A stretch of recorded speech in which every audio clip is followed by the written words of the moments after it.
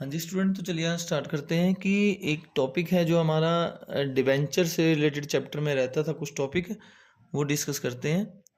तो टॉपिक का नाम है रिडेम्पशन ऑफ डिबेंचर। अब रिडेम्पशन ऑफ डिबेंचर, रिडेम्पशन का मीनिंग होता है रीपेमेंट से। मीन्स कि जब हम डिबेंचर इशू करते हैं तो क्या होता है, हमें डिबेंचर जब हम इशू करते हैं तो हमें लोन की फॉर्म में अमाउंट रिसीव होती है पब्लिक से। तो डिबेंचर इशू करके जो हमारे पास कैपिटल आती है या जो अमाउंट आती है उसको हम कहते हैं लोन कैपिटल। और जो लोन हमने लिया है उसकी रीपेमेंट तो हमें करनी ही है, उसकी पेमेंट तो हमें करनी ही है। अब पॉइंट ये है कि अगर जब भी हम किसी से लोन लेते हैं तो हम उसकी जब पेमेंट का टाइम आता है या तो उसको उतनी ही अमाउंट पे करते हैं जितनी हमने उससे लोन की फॉर्म में ली थी, क्योंकि उस अमाउंट पे इंटरेस्ट हम पे कर रहे होते हैं, या हम पे मैच्योरिटी डेट पे हम जो लोन की अमाउंट है उसकी वो अमाउंट पे करते टाइम कुछ एक्स्ट्रा अमाउंट भी उनको देते हैं। लोन पे इंटरेस्ट तो हम दे ही रहे हैं एनुअल बेसिस पे, लेकिन रीपेमेंट के टाइम पे हम उनको कुछ एक्स्ट्रा पेमेंट भी करते हैं जिसको हम प्रीमियम बोलते हैं। अब ये ऐसा नहीं है कि ईयर के मैच्योरिटी डेट पे जाके डिसाइड होता है कि कितनी पेमेंट करनी है, कम सेम अमाउंट पे करनी है या कुछ एक्स्ट्रा पे करना है। ये अमाउंट, जो टर्म्स हैं, ये जो कंडीशन है, जब डिबेंचर को इशू किया जाता है तभी प्रोस्पेक्टस में मेंशन कर दी जाती है।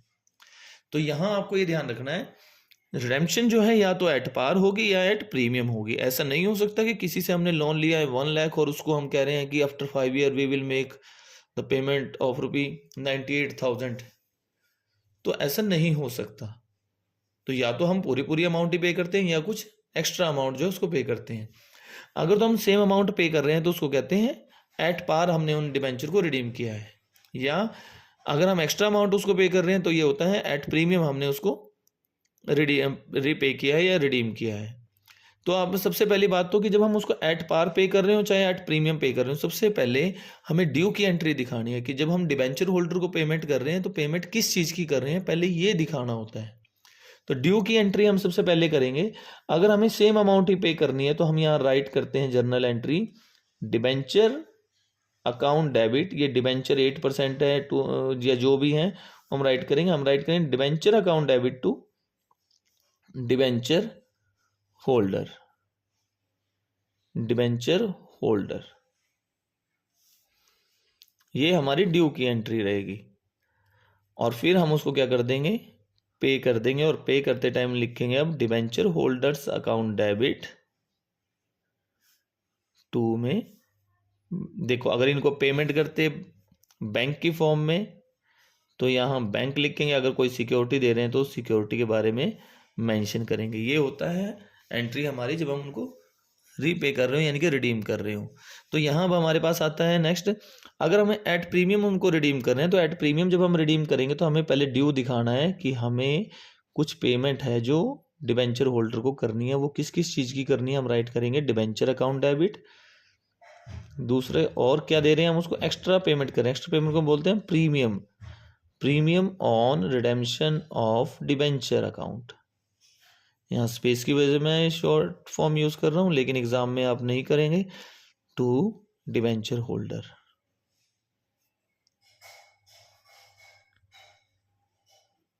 तो इन दो एंट्री में सिर्फ डिफरेंस किस चीज का है, हमें यहाँ सिर्फ डिबेंचर की ही अमाउंट पे करनी थी। यहाँ हम डिबेंचर अमाउंट के अलावा कुछ एक्स्ट्रा भी पेमेंट उसको कर रहे हैं, तो हमें ये दो पेमेंट करनी है डिबेंचर होल्डर को। तो हमने डिबेंचर होल्डर को क्रेडिट में राइट किया क्योंकि वो एक तरह का क्रेडिटर है हमारे लिए। क्रेडिटर लाइबिलिटी, लाइबिलिटी को क्रेडिट साइड में राइट करते हैं कि हमने इसकी पेमेंट करनी है। फिर नेक्स्ट एंट्री में हम उसकी पेमेंट कर रहे होते हैं, हम यहाँ राइट कर रहे होते हैं debenture holder account debit to में बैंक। मतलब ड्यू की एंट्री में हमें दिखाना है हम किस किस चीज़ की पेमेंट उनको करने वाले हैं। अब जैसे अमाउंट यहाँ पर यही है कि अगर आप 1 लाख के ये डिबेंचर थे, 1 लाख की 1 लाख हमने यहाँ दिखाया, लेकिन अगर इस केस में क्या है, अगर आप 1 लाख तो उनको डिबेंचर के पे कर रहे हो, 5,000 आप उसको एक्स्ट्रा पेमेंट कर रहे हो, तो हम यहाँ दिखाएंगे डिबेंचर होल्डर को हमने 1,05,000 पेमेंट करनी है। और यहाँ फिर हम उनको 1,05,000 अमाउंट पे करके दिखा देंगे। यहाँ 1 लाख ही पे करनी थी, ये तो आप सभी को पता ही है कि कहाँ राइट करनी होती है, अमाउंट के कॉलम में ही ये अमाउंट राइट करनी होती है। ये स्पेस की वजह से मैं यहाँ राइट कर रहा हूँ। तो आप देखिए क्या है, हम ये क्यों डिस्कस कर रहे हैं कि डिबेंचर की पेमेंट को रीपे किया गया एट पार या एट प्रीमियम पे। हमें एक चीज़ का ध्यान रखना है, चाहे हम एट पार करें चाहे एट प्रीमियम करें, इससे हमारी जो डिबेंचर इशू की एंट्री होती है वो अफेक्ट होती है। अब कैसे अफेक्ट होती है वो करेंगे डिस्कस, लेकिन क्या क्या केस हो सकते हैं अब हमारे पास। ऐसा हो सकता है कि डिबेंचर को हमने इशू किया एट पार लेकिन रिडेम्पशन भी एट पार है, इशू किया एट प्रीमियम पे, रिडेम्पशन भी एट पार, उस केस में भी एट पार पे। डिबेंचर को इशू किया था डिस्काउंट पे, रिडेम्पशन हुई एट पार पे। या ये केस भी हो सकते हैं प्रीमियम पे अगर हम रिडेम्पशन करते हैं, तो ये 3 केस भी हो सकते हैं। इशू किया एट पार लेकिन रिडेम्पशन है प्रीमियम पे, इशू किया एट प्रीमियम और रिडेम्पशन भी प्रीमियम पे, इशू किया था डिबेंचर को डिस्काउंट पे लेकिन रिडेम्पशन है प्रीमियम पे। तो हमारे पास ये टोटल कुल मिला के 6 केस बनते हैं। अब नेक्स्ट हमारे पास पॉइंट क्या है, सबसे पहले हमें ये पता हो कि जब हम डिबेंचर इशू करते हैं तो हमारी बेसिक एंट्री क्या होती है। देखो क्या होती है, जब हम डिबेंचर एप्लीकेशन मनी हमें रिसीव होती है तो हम ये एंट्री करते हैं। तो ये एंट्री हम करते हैं, तो उस केस में एंट्री आपको पता ही है कि bank account debit to debenture application account, वही शेयर की तरह ही। अलॉटमेंट के टाइम पे हम 3 एंट्री करते हैं, ये ध्यान रखना है। वो 3 एंट्री क्या है, सबसे पहली एंट्री हमारी होती है जो यहाँ एप्लीकेशन मनी हमें रिसीव हुई उसको हम ट्रांसफर कर रहे होते हैं डिबेंचर एप्लीकेशन टू डिबेंचर। उसके बाद अलॉटमेंट की ड्यू की एंट्री। अब ड्यू की एंट्री आपको पता है कि अगर हम डिबेंचर को एट पार इशू कर रहे हैं तो हमारी ड्यू की एंट्री होती है डिबेंचर अलॉटमेंट टू डिबेंचर। अगर हम प्रीमियम पे डिबेंचर को इशू कर रहे हैं तो debenture allotment account debit to debenture account to security premium account. अगर हमने डिबेंचर को डिस्काउंट पे इशू किया है तो एंट्री क्या होती है, debenture allotment account debit to discount on issue of debenture account to debenture account. फिर हम अलॉटमेंट के टाइम पे हम क्या करते हैं, रिसीव कर रहे होते हैं अलॉटमेंट की अमाउंट पे, अमाउंट को ये रिसीव की एंट्री, ये ड्यू की एंट्री थी। Bank account debit to debenture allotment account, ये हमारी अलॉटमेंट के टाइम तक की एंट्री थी यहाँ तक। फिर अगर कुछ अमाउंट हमने कॉल पे भी डिमांड की हुई है तो उसके लिए हम एंट्री क्या करते हैं, डिबेंचर कॉल अकाउंट, वो फर्स्ट कॉल है फाइनल कॉल है वो आप यहाँ राइट करोगे। Debenture call account debit to debenture due की एंट्री, ये 3 में से ये होती है ड्यू की एंट्री। ये अलॉटमेंट मनी रिसीव की एंट्री, ये ड्यू की एंट्री, कॉल मनी जो ड्यू है, और ये जो कॉल मनी आपने रिसीव की वो entry. Bank account debit to debenture call account, first call है जैसे भी है। अब मैंने आपको ये क्यों बताया, वो मैंने इसलिए बताया, और इसके अलावा वैसे उससे पहले एक केस और, कि अगर हम ये तो हम इंस्टॉलमेंट में अमाउंट मंगवा रहे हैं कि डायरेक्टर्स ने डिसाइड किया कि जो डिबेंचर की जो फेस वैल्यू है 10 रुपीज़ है या 100 रुपीज़ है, वो 10 रुपीज़ या 100 रुपीज़ हम इंस्टॉलमेंट में अगर मंगवाते हैं तो हम अलग अलग एंट्री करते हैं, कुछ अमाउंट एप्लीकेशन पे, कुछ अलॉटमेंट पे, कुछ कॉल्स पे। ऐसा भी हो सकता है कि हम कंप्लीट अमाउंट एप्लीकेशन पे ही अगर डायरेक्टर डिमांड कर लेते हैं कि कंप्लीट अमाउंट हमें कब पे करनी है, एप्लीकेशन पे ही, तो हम एंट्री क्या करते हैं, debenture application and allotment account debit, sorry bank account debit to debenture application and allotment account. Application money receive हुई और फिर आप उस एप्लीकेशन मनी जो आपको रिसीव हुई है उसको ट्रांसफर कर देते हो डिबेंचर अकाउंट में। मीन्स अगर पार्ट्स में आप इंस्टॉलमेंट में अमाउंट डिमांड कर रहे हैं अगर डायरेक्टर, तो ये एंट्री कुछ एप्लीकेशन, कुछ अलॉटमेंट, कुछ कॉल पे, और अगर सारी की सारी अमाउंट एप्लीकेशन पे डिमांड कर ली जाती है तो हम ये एंट्री राइट करते हैं। अब ये मैंने आपको इसलिए बताई है क्योंकि आगे इसका क्या है, यूज है। वो यूज क्या है वो देखिए कि अगर आपका ये केस था, ये अगर केस था कि डिबेंचर को रिडीम किया जाएगा एट पार, तो ध्यान ये रखिए आपकी इशू की एंट्री पे कोई इफेक्ट नहीं पड़ता। आप सिंपल एंट्री करते हो, कहीं भी आपको कुछ भी नहीं दिखाना, जैसे आप नॉर्मल डिबेंचर इशू करते हो शेयर की तरह, वैसे ही इशू करते रहोगे। आपकी एप्लीकेशन अलॉटमेंट कॉल की एंट्री पे कोई फर्क नहीं पड़ेगा, सिंपल एंट्री होगी। ध्यान ये रखना है क्वेश्चन में या तो कुछ भी ना कहा गया हो एग्जाम के पॉइंट ऑफ व्यू से, या कहा गया हो रिडीमेबल एट पार, तो आप इशू की एंट्री नॉर्मल करते रहोगे जैसे अब तक आप क्वेश्चन करते आए हो। लेकिन ध्यान क्या रखना है, अगर क्वेश्चन में आ गया आपके पास कि एट प्रीमियम आपने उनको रिडीम करना है कुछ साल के बाद, कि डिबेंचर जो आपने इशू किए हैं they were redeemable at premium after some time. तो अगर वो प्रीमियम पे रिडीम है तो आपकी इशू की एंट्री में थोड़ा सा चेंज आ जाएगा। अब वो चेंज किस फॉर्म में होगा वो अब हम यहाँ डिस्कस करेंगे। तो देखिए जनरली अगर तो एट पार ही उनको रिडीम किया जाना है तो आपकी नॉर्मल एंट्री रहेगी bank account debit to debenture application and allotment. मैं अभी के लिए ये एज्यूम कर रहा हूँ कि कंप्लीट अमाउंट आपने एक साथ मंगवाई है एप्लीकेशन पे। अगर एट पार रिडेम्पशन है तो आपकी एंट्री पे कोई फर्क नहीं पड़ेगा ओपनिंग एंट्री इशू की एंट्री पे। आप नॉर्मल करते हो bank account debit to debenture application and allotment account, debenture application and allotment account debit to debenture. At par आपने इशू किया था, एट प्रीमियम अगर इशू किया था तो भी वही बैंक अकाउंट डेबिट। सपोज करो कि आपने यहाँ 10,000 डिबेंचर थे, उन 10 का डिबेंचर था, आपने उसको 12 में इशू किया तो आपके पास रिसीव कितनी होगी अमाउंट 1,20,000।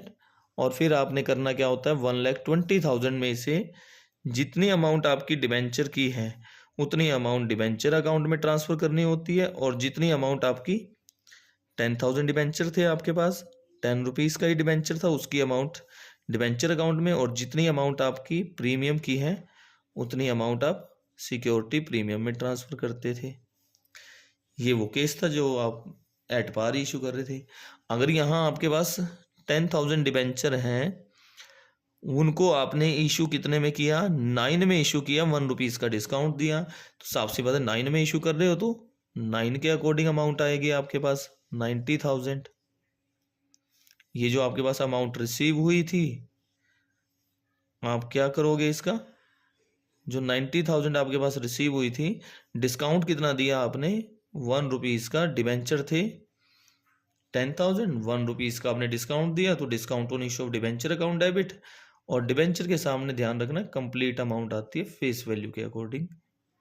मीन्स ये मतलब कि ये वो है जो इशू की एंट्री वो है जो हाँ रिडेम्पशन एट पार हो रही हो तो आपकी सिंपल एंट्री होती है। सिक्योरिटी प्रीमियम को आप क्रेडिट में राइट करते हो, और डिस्काउंट पे अगर इशू करते हो तो discount on issue of debenture क्योंकि आपके लिए एक लॉस है तो आप डेबिट में राइट करते हो।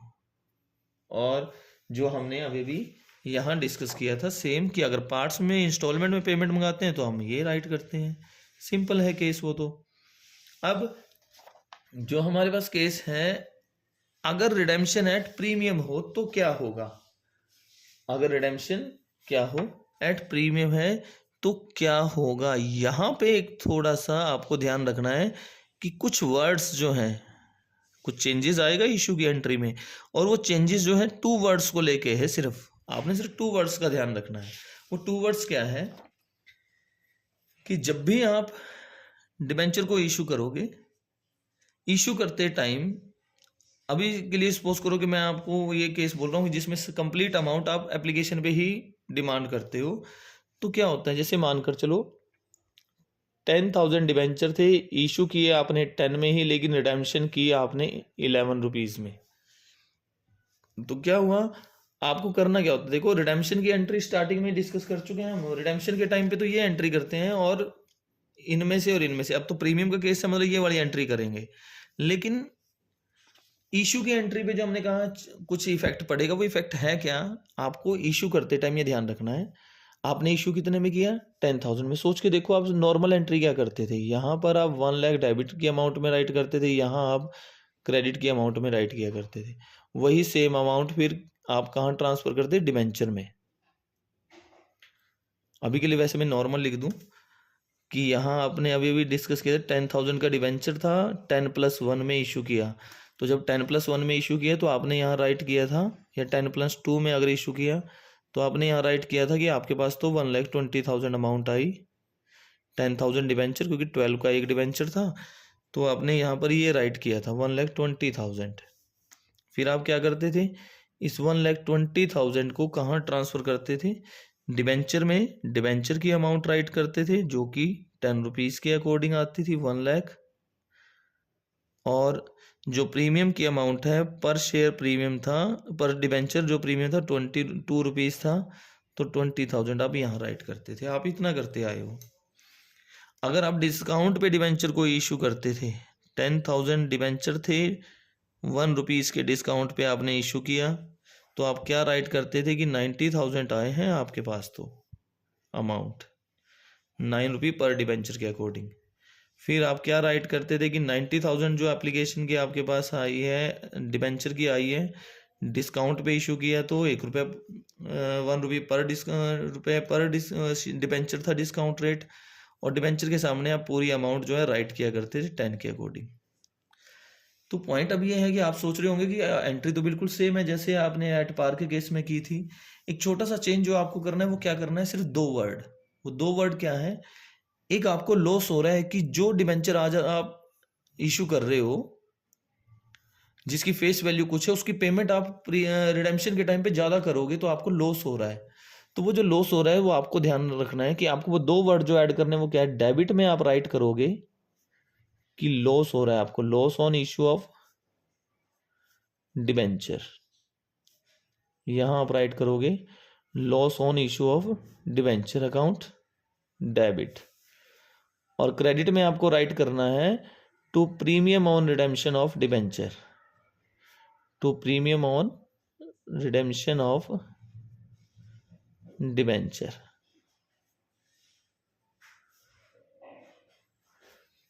ये 2 वर्ड हैं जो राइट करने हैं। नॉन बैंक एंट्री में जब आप ट्रांसफर करते हो ना, वो उसकी उस एंट्री की बात कर रहा हूँ। सेम यहाँ अगर प्रीमियम पे आपने इशू किया था और रिडेम्पशन भी आप उसकी प्रीमियम पे कर रहे हो, मानकर चलो 11 में आपने उसको रिडीम किया, यहाँ पर आपने 11 में उसको रिडीम किया था, यहाँ पर भी मैं आपको बोल रहा हूँ कि आप 11 में रिडीम कर रहे हो। तो अब एक चीज देखो, अब यहां भी देखिए, अब आप सोच रहे होंगे इशू तो किया था 12 में, रिडीम कर रहे हो 11 में, तो ये तो डिस्काउंट सोच रहे होंगे आप इसको। लेकिन आपने एक चीज का ध्यान रखना है, कोई भी डिबेंचर प्रीमियम पे है, डिस्काउंट पे है या एट पार पे है, ये डिसीजन आप किस बेस पे लोगे, उस अमाउंट को उसकी फेस वैल्यू से कंपेयर करके। फेस वैल्यू यहां पर 10 रुपीज है, आपको टोटल अमाउंट से नहीं कंपेयर करना। आपको यहाँ पे देखो 12 में इशू किया, आप यहाँ चेक करोगे फेस वैल्यू क्या है, फेस वैल्यू 10 थी तो आपने कहा ये प्रीमियम है। रिडेम्पशन कितने में है, 11 में, तो आपने फेस वैल्यू से कंपेयर करना, इससे कंपेयर नहीं करना, आपने फेस वैल्यू से कंपेयर करना है। फेस वैल्यू डिबेंचर की कितनी है, 10 रुपीज है, तो फेस वैल्यू से कंपेयर करना है, किसी और अमाउंट से कंपेयर नहीं करना। तो यहाँ इशू के टाइम पे 12 में इशू कर रहे थे तो हमने फेस वैल्यू से कंपेयर किया तो पता लगा 10 रुपीज है फेस वैल्यू। तो इशू कर रहे हैं 12 में, तो इशू इसका मतलब प्रीमियम पे है। रिडेम्पशन का टाइम आएगा कि 11 रुपीज पे कर रहे हैं पर डिबेंचर रिडेम्पशन के टाइम, तो फिर देखो फेस वैल्यू क्या है, फेस वैल्यू 10 है, इसका मतलब रिडेम्पशन प्रीमियम पे है। कंपेयर किससे करना है, फेस वैल्यू से। तो अब हमारे पास यहाँ पॉइंट आया, अब देखो हमें क्या करना है, वही कि loss on issue of debenture, यही 2 वर्ड हैं, issue of debenture account debit. Credit में क्या रखना है, premium on redemption of debenture, premium on redemption of debenture account. अगर लॉस का केस है, अगर आपने डिस्काउंट पे इशू किया था तो आप नॉर्मल एंट्री क्या करते हो, ये यहां तक होगी। वही 2 वर्ड आपने राइट करने हैं, loss on issue of debenture,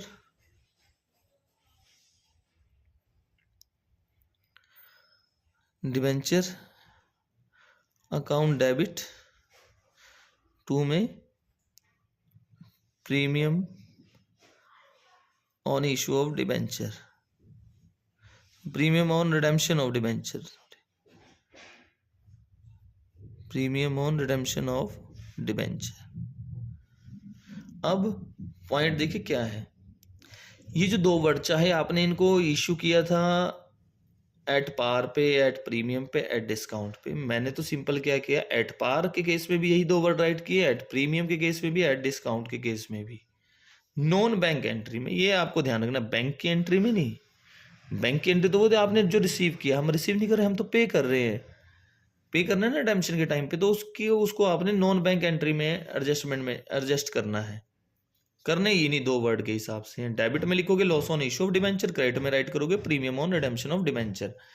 अब ध्यान ये रखिए, इनके सामने अमाउंट क्या आएगी? अमाउंट बड़ी सिंपल है, पर डिबेंचर कितना एक्स्ट्रा पे कर रहे हो? 1 रुपीज। तो 1 रुपीज 10,000 डिबेंचर है आपके, पर डिबेंचर आप 1 रुपीज एक्स्ट्रा पे कर रहे हो, मीन्स 10,000 आएगा इसके सामने। यहां पर भी सेम वही, पर डिबेंचर कितना एक्स्ट्रा पे कर रहे हो? 1 रुपीज, मतलब प्रीमियम कितना पे कर रहे हो? 1 रुपीज एक्स्ट्रा। तो 1 रुपीज एक्स्ट्रा मीन्स 10,000 इंटू 1। यही सेम अमाउंट आप यहां पर राइट करोगे 10,000। यही अमाउंट आप यहां भी राइट करोगे। कितना एक्स्ट्रा पे कर रहे हो? 1 रुपीज एक्स्ट्रा पे कर रहे हो रिडेम्पशन के टाइम प्रीमियम के फॉर्म में।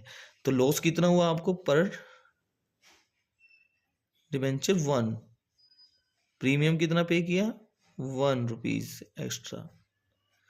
मतलब एक ही चीज ध्यान रखो, कितना प्रीमियम आप पे कर रहे हो, इन दो वर्ड के सामने सिर्फ वो अमाउंट आएगी।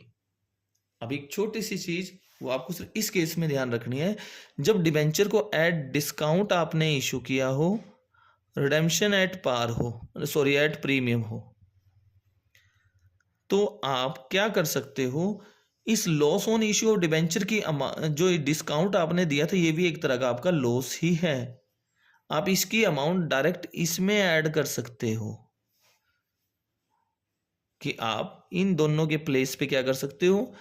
एक ही लाइन में लिख के दोनों की अमाउंट शो कर सकते हो। Loss on issue of debenture कीजिए, उसी में जो डिस्काउंट दिया था उस डिस्काउंट को हम लॉस बोल सकते हैं। ध्यान ये रखना है, डिस्काउंट को लॉस कह सकते हैं, लॉस को डिस्काउंट नहीं कह सकते। इसलिए आप इस डिस्काउंट की अमाउंट इस लॉस में ही ऐड करके दिखा सकते हो कि 10,000 तो डिस्काउंट वाला लॉस था और 10,000 जो आप एक्स्ट्रा प्रीमियम की फॉर्म में पे करोगे, तो टोटल लॉस आपका 20। हमारी एंट्री क्या हो जाएगी उस केस में? Debenture account debit, sorry debenture application and allotment account debit, 2 में sorry loss on issue of debenture account भी डेबिट, 2 में डिबेंचर, 2 में प्रीमियम ऑन रिडेम्पशन अकाउंट। अलग अलग करते हो ठीक, वो भी है, लेकिन अगर आप लॉस इन दोनों की अमाउंट एक ही अकाउंट में भी शो कर सकते हो डेबिट में लॉस के केस में। तो ये था आपका ये केस। अभी एक छोटा सा टॉपिक और, इंटरेस्ट ऑन डिबेंचर का। तो हमें पता है कि हमारा फाइनेंशियल ईयर कब स्टार्ट होता है? अप्रैल 1 जो हमारा करंट था वो था 2025 से लेके 31 मार्च 2026 तक था। अब कंपनी ये इंटरेस्ट जो है हाफ ईयरली बेसिस पे भी पे कर सकती है, क्वार्टरली बेसिस पे भी, एनुअल बेसिस पे भी। ये डिपेंड करता है कि जब कंपनी ने डिबेंचर इशू किए थे तो उस टाइम प्रोस्पेक्टस में क्या मेंशन था, क्या टर्म एंड कंडीशन थी, वो उस पर डिपेंड करता है। अब जब हम इंटरेस्ट ऑन डिबेंचर की बात करते हैं तो 2 टर्म जो है हमारे सामने आती है। एक होती है इंटरेस्ट, वो जो 2 टर्म है कि वो थी accrued, interest accrued but due, एक होता है interest accrued but not due. अब इंटरेस्ट एक्रूड एंड ड्यू, अब उसके लिए आप एक चीज का ध्यान रखना, मानकर चलो कंपनी इंटरेस्ट पे करती है हाफ ईयरली बेसिस पे। हमारा ईयर कब स्टार्ट हुआ? 1 अप्रैल से शुरू हुआ और एंड होता है उसका 31 मार्च को। अब अगर कंपनी सपोज करो हाफ ईयरली बेसिस पे इंटरेस्ट पे करती है 30 जून को और 31 दिसंबर को, तो इसका मतलब 1 अप्रैल से जब हमने डिबेंचर इशू किए या डिबेंचर जब इशू किए गए होंगे, तो हमें क्या करना है? 1 अप्रैल से लेके हम डिबेंचर का इंटरेस्ट कब पे करेंगे? 30 जून को पे करेंगे। हमारा ईयर यहाँ आगे कंप्लीट हो गया, उससे पहले एक बार और पेमेंट कब आएगी? दिसंबर में। मतलब इंटरेस्ट की पेमेंट हम कब कब करेंगे? 30 जून को, 31 दिसंबर को, और फिर नेक्स्ट ईयर में फिर 30 जून को। इट मीन्स जब हम इस डेट को इंटरेस्ट की पेमेंट कर रहे होंगे तो इससे पहले का जो भी हमारा इंटरेस्ट बनता होगा 1 अप्रैल से 30 जून का, वो इंटरेस्ट हम यहाँ पे कर रहे हैं। इसके बाद से लेके 31 दिसंबर के बीच का जो टाइम पीरियड है, इसको लेके जितना इंटरेस्ट बनेगा वो हम इस डेट को पे करेंगे। इसके बाद जो इंटरेस्ट पे करेंगे वो हम 30 जून को करेंगे। इट मीन्स 31 दिसंबर के बाद से लेके इस डेट तक का इंटरेस्ट हम 30 जून को पे करेंगे। अब आपको एक चीज का ध्यान रखना है, हमारा तो अकाउंट कब क्लोज होता है? वो 31 मार्च को। अब इस डेट को हम जब अपने अकाउंट्स क्लोज कर रहे थे तो हमने चेक करना है अगर कोई भी इंटरेस्ट पेंडिंग है। क्या है? अगर इंटरेस्ट पेंडिंग है, तो पेंडिंग हमें ये चेक करना है अगर वो इस 31 दिसंबर से पहले का है। तो इसका मतलब क्या है, देखो पेंडिंग 1 अप्रैल से 31 मार्च के बीच का कोई भी इंटरेस्ट अगर पे करना बाकी है तो वो पेंडिंग ही है। लेकिन जो उसके बाद ये है, एक वर्डिंग होती है इंटरेस्ट एक्रूड एंड ड्यू, और एक वर्डिंग है interest accrued but not due. अब इस टर्म को आपको अच्छे से समझना है कि ये टर्म है क्या है, दोनों हमारे लिए करंट लायबिलिटी ही।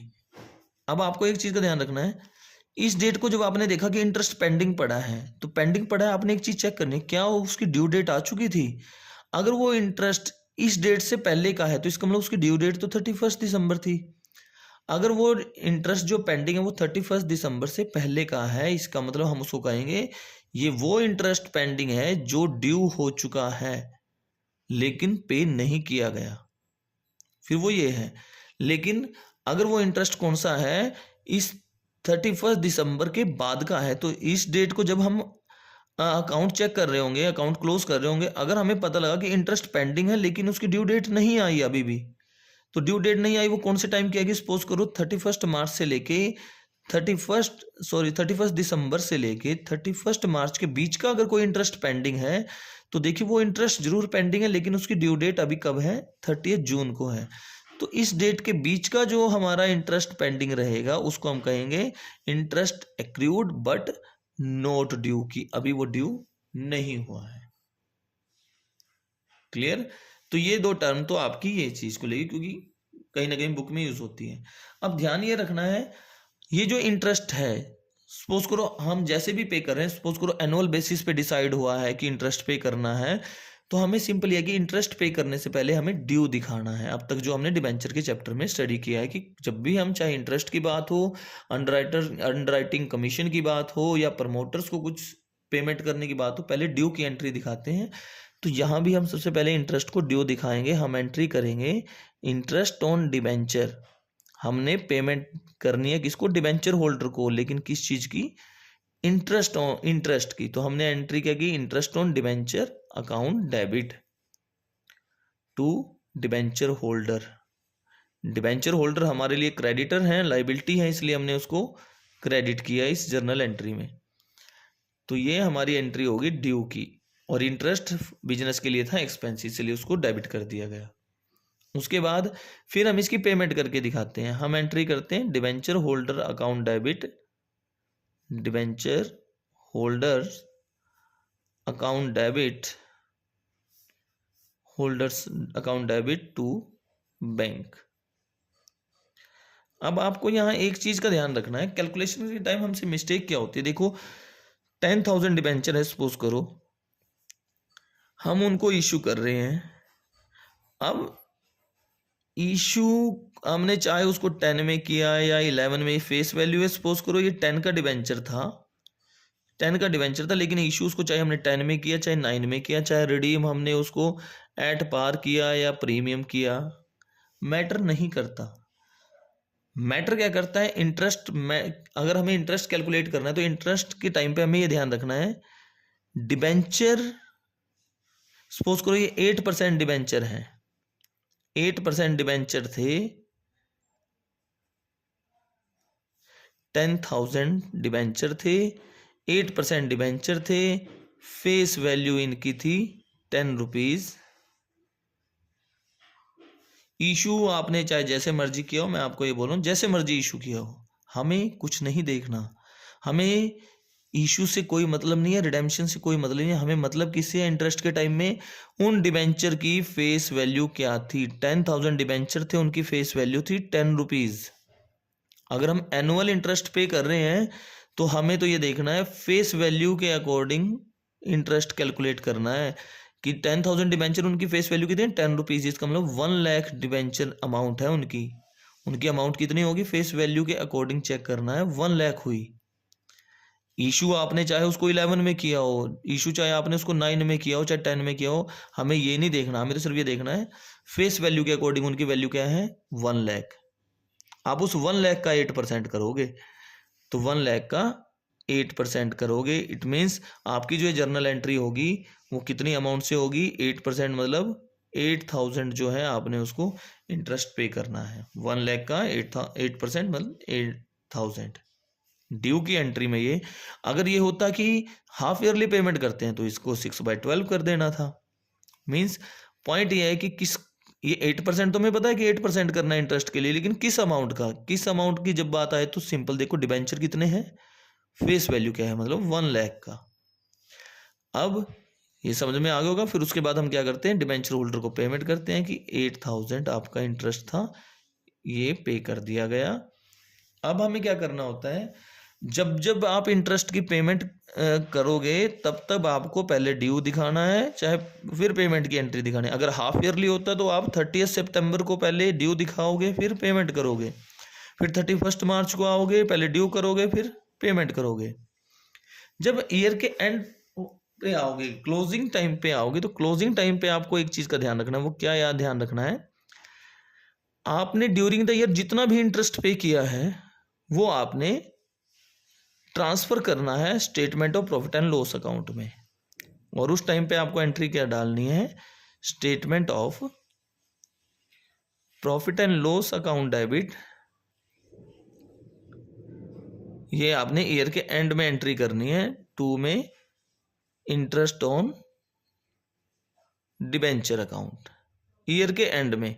अगर 30 सितंबर को आपने इंटरेस्ट पे किया है तो उस टाइम नहीं आपने ये एंट्री डालनी, ये क्लोजिंग टाइम पे है कि ईयर के एंड में आके आप देखते हो कि ओवरऑल आपने जितना भी इंटरेस्ट पे किया है उसको आपने ट्रांसफर करना है प्रॉफिट एंड लॉस अकाउंट में, statement of profit and loss account में। ड्यूरिंग द ईयर अगर आपने सिर्फ 8,000 ही इंटरेस्ट पे किया था तो ये ट्रांसफर एंट्री भी आपने डालनी है उसमें।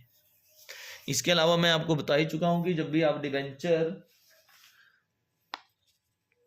जो ये केस था डिबेंचर, जब भी आप इशू करते हो, रिडीम्शन के टाइम पे प्रीमियम है या नहीं है, आपको ये ध्यान रखना है जब भी किसी क्वेश्चन में डिबेंचर का क्वेश्चन कर रहे हो और वहां पर ये लॉस आ जाए डेबिट में या डिस्काउंट आ जाए डेबिट में, तो आपको क्या करना है, एग्जामिनर कहे या ना कहे, आपको इसको राइट ऑफ भी करना है उस क्वेश्चन के एंड में 31 मार्च को।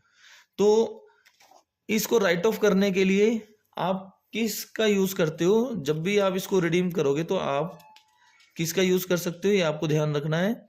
आप के पास अगर ऑलरेडी कुछ प्रीमियम की अमाउंट है, सिक्योरिटी प्रीमियम की अमाउंट है, तो आप उस लॉस को राइट ऑफ करने के लिए उस सिक्योरिटी प्रीमियम की अमाउंट को फर्स्टली यूज करोगे।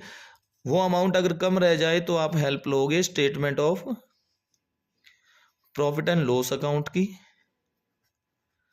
Statement of profit and loss account की,